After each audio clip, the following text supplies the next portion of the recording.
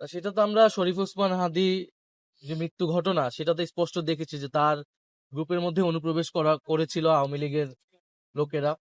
ফলে এই ধরনের পরিকল্পনা প্রচেষ্টা কিন্তু আছে, সেই জায়গায় আমরা সর্বোচ্চ সতর্কতা অবলম্বন করছি এবং সারা দেশে আমাদের যারা নেতাকর্মী রয়েছে এবং শুধু এনসিপি নয়, এটা আসলে সব দলেই আমরা মনে করি এই ধরনের অনুপ্রবেশ চলতে পারে। এই ধরনের অনুপ্রবেশ করে পরিস্থিতিকে ভিন্ন খাতে নেওয়ার চেষ্টা হয়ে থাকবে।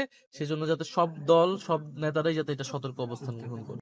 আমরা যে গাজীপুর এসেছি, তাহারিমা জান্নাত সুরভি তার বাসায় এসেছি, আমরা তার সাথে দেখা করেছি, তার পরিবারের সাথে সাক্ষাৎ করেছি এবং আপনারা জানেন যে তাহারিমা জান্নাত সুরভিকে একটি মিথ্যা মামলায় তাকে জেলে দেওয়া হয়েছিল, 11 দিন তাকে জেল খাটতে হয়েছে এবং আজকে তার রিমান্ড চাওয়া হয়েছিল, 2 দিনের রিমান্ডও মঞ্জুর করা হয়েছিল এবং তার বয়সের ব্যাপারটাকে লুকিয়ে রিমান্ড মঞ্জুর করেছিলেন আদালত।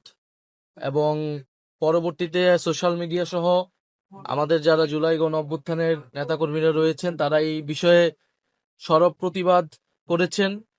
আমাদের যারা গাজীপুরে জাতীয় নাগরিক পার্টি, ছাত্রশক্তি এবং যুবশক্তি যারা রয়েছেন তারা এর বিরুদ্ধে প্রতিবাদ করেছেন। আমাদের আইনজীবী ফোরাম তারা কাজ করেছেন এবং সর্বোপরি জনগণের প্রতিবাদের মুখে তার রিমান্ড নামঞ্জুর করে তাকে জামিন দেওয়া হয়েছে। আমাদের এই বিষয়ে বক্তব্য হচ্ছে যে হারিমা জান্নাত সুরভি তিনি যদি কোনো অন্যায় করে থাকতেন, তিনি দেশের একজন নাগরিক হিসেবে যে আইনি এবং নাগরিক সুবিধা সুযোগ পাওয়ার কথা ছিল, তার যে অধিকার ছিল সেটা কিন্তু তিনি পাননি এবং স্পষ্টতই তার সাথে কোনো ন্যায় বিচার করা হয়নি। এবং পরবর্তীতে আমরা জানতে পেরেছি এই পুরো বিষয়টাই ছিল বানোয়াট এবং মিডিয়া এখানে এক ধরনের কিছু কিছু মিডিয়া আমাদের জুলাই গণ অভ্যুত্থানের বিভিন্ন চরিত্র নেতাকর্মী যা বা বিভিন্ন পরিচিত মুখ যারা রয়েছে তাদের চরিত্র হননের চেষ্টা 5ই আগস্টের পরবর্তী সময় থেকেই করছে। এবং তাহারিমা জান্নাত সুরভির ঘটনাটাও কোনো বিচ্ছিন্ন ঘটনা নয়, এই ঘটনাও আমরা সেটারই একটা ধারাবাহিকতা হিসেবে দেখি।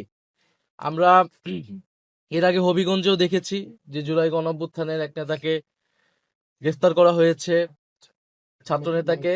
আমরা এর আগে বিভিন্ন সময় দেখেছি যে বিশেষত কয়েকটি মিডিয়া রয়েছে, তারা জুলাই গণ অভ্যুত্থানের নেতাকর্মীর নামে কোনো কিছু পেলেই সেটা সত্য মিথ্যা যাচাই না করেই সেটা মিডিয়া ঢালাওভাবে প্রচার করে এবং নির্বাচনকে সামনে রেখে এটা কিন্তু একটা পরিকল্পিত একটা চক্রান্ত হচ্ছে।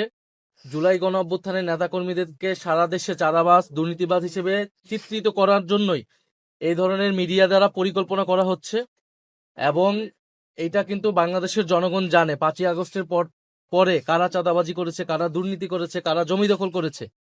সেই ঘটনাকে লুকানোর জন্য, প্রকৃত চাঁদাবাজদেরকে লুকানোর জন্য জুলাই গণ অভ্যুত্থানের নেতাকর্মীদের উপরে এই ধরনের মিথ্যা দোষারোপ করার চেষ্টা করা হচ্ছে। এবং যে সকল মিডিয়া এই কাজগুলা করছে, নামই বলতে পারি, ধরেন কালের কণ্ঠ, কালবেলা, এই ধরনের মিডিয়া হাউসগুলা থেকে জুলাই গণ অভ্যুত্থানের এনসিপি নেতাকর্মীদের বিরুদ্ধে ক্রমাগত অপপ্রচার চলছে।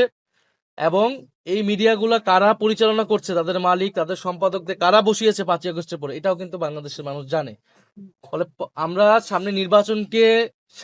নির্বাচনকে ঘিরে যদি দেখি যে মিডিয়া নিরপেক্ষ অবস্থান না নেয়, বেশিরভাগ মিডিয়া কোন একটা দলের পক্ষে অবস্থান নেয়, কারণ আমরা স্পষ্ট এটা দেখতেছি দেশের বড় 2টি মিডিয়া হাউসের সম্পাদক তারা একটি দলের মঞ্চে উঠে বক্তৃতা দিচ্ছে, একটা দল বিজয়ী হবে সেই ধরনের প্রচারণা করছে।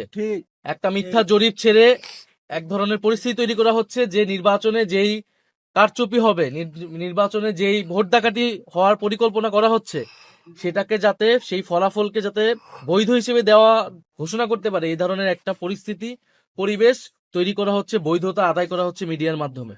এবং সেক্ষেত্রে টার্গেট করা হচ্ছে যারা গণ অভ্যুত্থানে অংশ নিয়েছিল সে সকল ছাত্র নেতাদের, সে সকল মানুষদেরকে।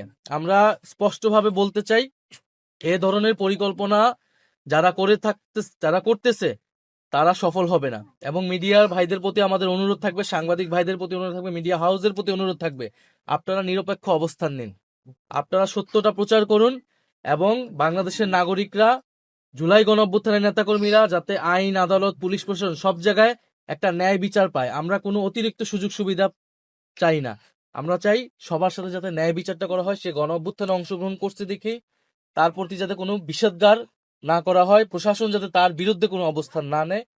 আমরা চাই প্রকৃত ন্যায় বিচার এবং নিরপেক্ষতা তৈরি হোক, সেটা মিডিয়ার মাধ্যমে তৈরি হোক, সেটা পুলিশ প্রশাসন সব জায়গায়